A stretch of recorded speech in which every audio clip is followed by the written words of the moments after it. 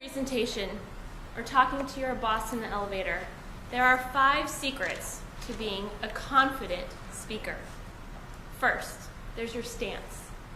Second, your sound. Third, smile. Fourth, silence. And fifth, your sight. First, your stance. When you're speaking, you need to have a nice, firm stance.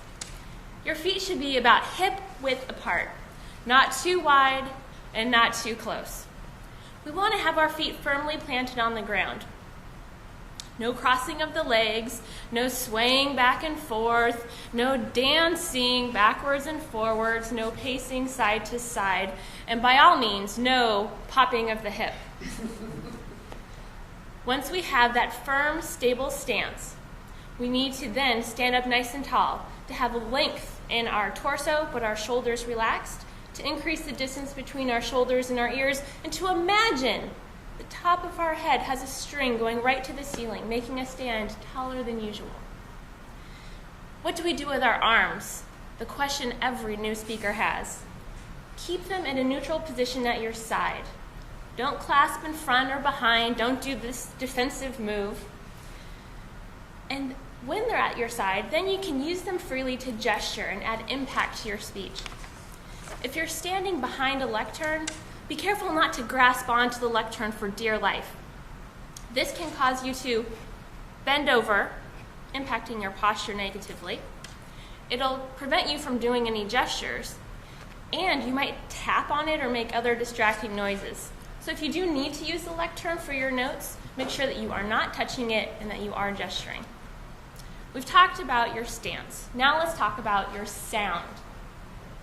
When you are giving a speech, that great stance is the basis for phenomenal projection.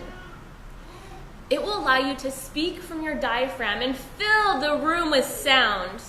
Make sure that you really lower those shoulders, because when we get nervous, which most of us are when we speak, we tend to make those shoulders go higher and higher and higher towards our ears. Our voice gets higher and higher and faster, and it doesn't help our presentation.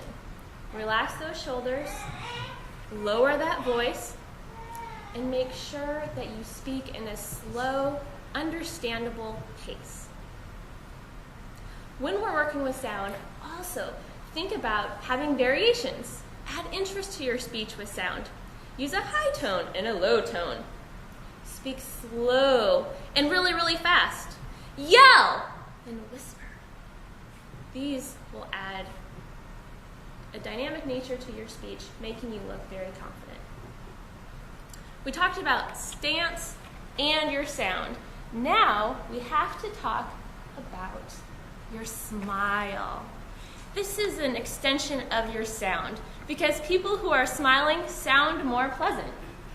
They're great to listen to. You might think that you'll look cheesy and silly smiling through a speech, but you will not.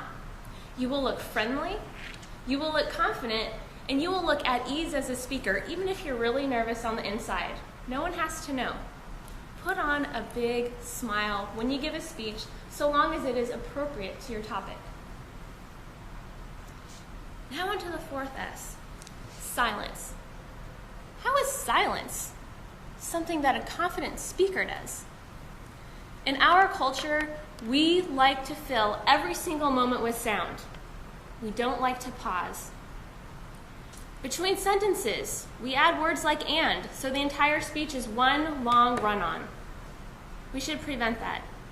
And when we lose our train of thought or need to think of what we want to say next, we often fill that time with like, you know, other mouth sounds. This doesn't make us look professional, prepared, or polished. Use silence. It is your best friend. Lastly, your sight.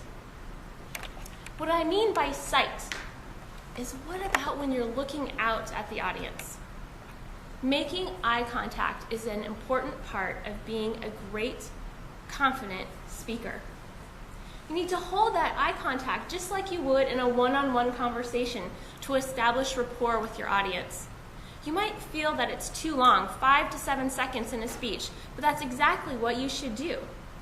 It'll decrease the distance, if you will, between the speaker and the audience.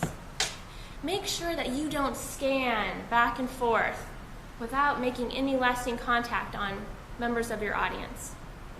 Also, make sure you don't do the hunt and peck, is what I call it, where you look at two people over and over and ignore the rest of the crowd. Maybe those people are smiling and nodding, but you need to make an effort to establish eye contact with all parts of the room.